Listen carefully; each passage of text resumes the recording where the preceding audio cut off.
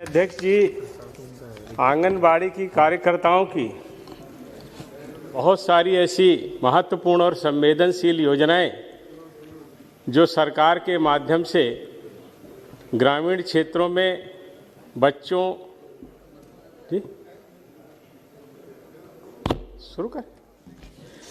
के पोषण और महिलाओं के स्वास्थ्य को लेकर के चलाई जा रही हैं, उसमें आंगनबाड़ी की कार्यकर्ता बहनों की बहुत महत्वपूर्ण भूमिका है। पूर्व में जिस तरह से आंगनबाड़ी केंद्र संचालित किए जा रहे थे, उससे जो परिणाम प्राप्त होने चाहिए थे, जो लाभ आंगनबाड़ी केंद्रों के माध्यम से हमारे देश के लोगों को मिलना चाहिए था, वो नहीं मिल पा रहे थे। माननीय अध्यक्ष जी, इसमें मुख्य रूप से आंगनबाड़ी की जो हमारी बहनें होती हैं, उनसे अवैतनिक कार्यकर्ता के रूप में काम करने की अपेक्षा की जाती है। साथ ही आंगनबाड़ी की जो सहायिका और आंगनबाड़ी की कार्यकर्ता होती हैं, उनकी नियुक्ति भर्ती सहित स्कीम के कार्यान्वयन संबंधित सभी मसले राज्य की सरकारों के द्वारा तय किए जाते हैं, जो जिला स्तर पर और उसके बाद ब्लॉक स्तर पर उनकी समीक्षा के साथ वो काम पूरे किए जाते हैं। निश्चित रूप से आंगनबाड़ी की जो हमारी सहायिका हैं, वो बहुत मेहनत कर रही हैं और उसके कारण उनको जो मानदेय देने की बात थी, उसमें भी अभी हमारी सरकार ने काफ़ी बदलाव किया है। लेकिन अगर हम उनके काम के विषय में देखें तो आंगनबाड़ी स्कीम का लक्ष्य 6 वर्ष से कम उम्र के बच्चों, गर्भवती महिलाओं और स्तनपान करने वाली माताओं का समग्र विकास करना है। इसमें पूरक पोषण, सकल स्कूल के पूर्व की जो अनौपचारिक शिक्षा है, उसके साथ साथ पोषण और स्वास्थ्य शिक्षा, टीकाकरण, स्वास्थ्य जांच और रेफरल सेवाओं के जो पैकेज प्रदेश सरकार और केंद्र सरकारों के द्वारा लोगों के ज़रूरत के लिए बनाए जाते हैं, उसमें उन आंगनबाड़ी की बहनों की बहुत बड़ी भूमिका होती है। वास्तव में पूरी दुनिया में 2030 तक जो सस्टेनेबल गोल प्राप्त करने के लिए प्रत्येक देश ने अपना लक्ष्य निर्धारित किया है, उसमें शिक्षा और स्वास्थ्य हमारे देश के लिए बहुत महत्वपूर्ण है। और चूंकि ये हमारा देश गांवों का देश है और यहाँ पर गांवों तक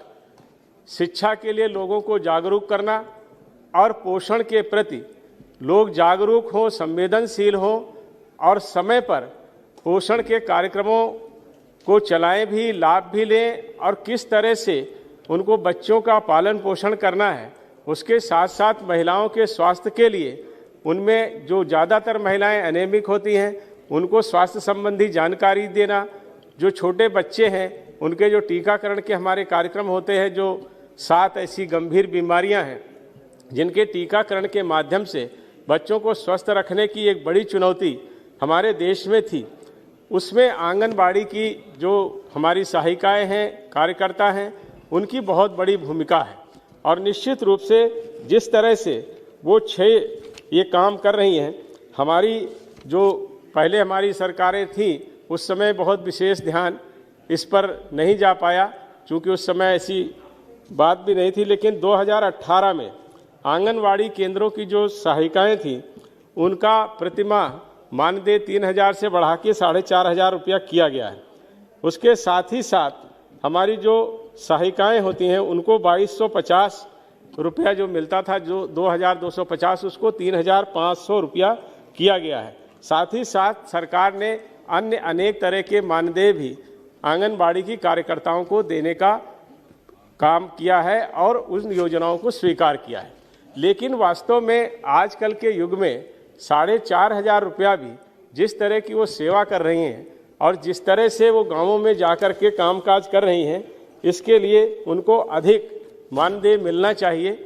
ये अभी मैं इस पर भी बात करूंगा, क्योंकि ये एक बहुत बड़ा कार्यक्रम है। हमारे देश में लगभग 14 लाख ऐसे आंगनबाड़ी के केंद्र हैं जिसमें आंगनबाड़ी की कार्यकर्ती काम कर रही हैं और उन्होंने उसको निरंतर ऐसे प्रयास करके गांवों में अपनी उत्तम सेवाएं भी दी हैं। हालांकि यह भी तय है कि जो ये हमारी जो योजनाएं हैं ये बहुत ही इस तरह की योजनाएं हैं जिनका व्यापक प्रभाव पड़ता है, जिसका अभी हम लोगों ने देखा भी है। जिस तरह से हमारे प्रधानमंत्री जी ने 1000 दिन का पोषण के लिए एक कार्यक्रम चलाया, अपने देश के बच्चों को कुपोषण से मुक्त करने के लिए उन्होंने एक गर्भावस्था की जो वो होता है उस समय, और उसके साथ साथ 2 साल उन्होंने जोड़े, 730 दिन वो जोड़े, और उसके साथ साथ 270 दिन जोड़ करके 1000 दिन की जो स्कीम बनाई, उसके पीछे सीधा सीधा ये उद्देश्य था और ये वैज्ञानिक तथ्य भी है कि गर्भ अवस्था से लेकर के 2 वर्ष तक शिशु का ठीक ढंग से अगर पालन पोषण होता है, उसकी देखभाल ठीक तरीके से हो, तो निश्चित रूप से वो बालक कुपोषित नहीं होता है। और भार उसका आयु के हिसाब से और लंबाई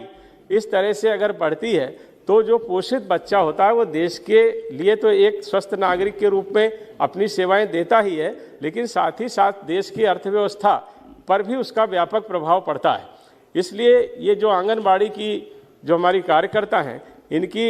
भूमिका को अपने देश के लिए हम लोग समझ सकते हैं। तो उसी क्रम में सरकार ने ऐसे बहुत सारे कार्यक्रम जो ब्लॉक स्तर पर उनको प्रशिक्षण के लिए चलाए जाते हैं, उसके साथ ही साथ हमारी सरकार ने यह भी तय किया है कि ऐसे जो हमारी आंगनबाड़ी की बहनें हैं उनको कई ऐसे 21 तरह के ऐसे मॉड्यूल हैं जिससे उनकी क्षमता में वृद्धि हो, उसके प्रशिक्षण भी देने का काम किया है, जिसमें लगभग 9 लाख के करीब ऐसी महिलाएं हैं जिनको ये प्रशिक्षण दिया गया है, जो कार्यकर्ता हैं आंगनबाड़ी की, और उसमें से लगभग 3 लाख के करीब इस तरह की कार्यकर्ता हैं जिनको डिजिटल प्रशिक्षण भी दिया गया है। और आजकल जिस तरह से एक एक कार्यक्रम की जानकारी और सूचनाएं सरकार के द्वारा एकत्रित की जा रही हैं, निश्चित रूप से सरकार प्रशंसा की पात्र है। प्रत्येक योजना की सारी सूचनाएं डाटा वाइज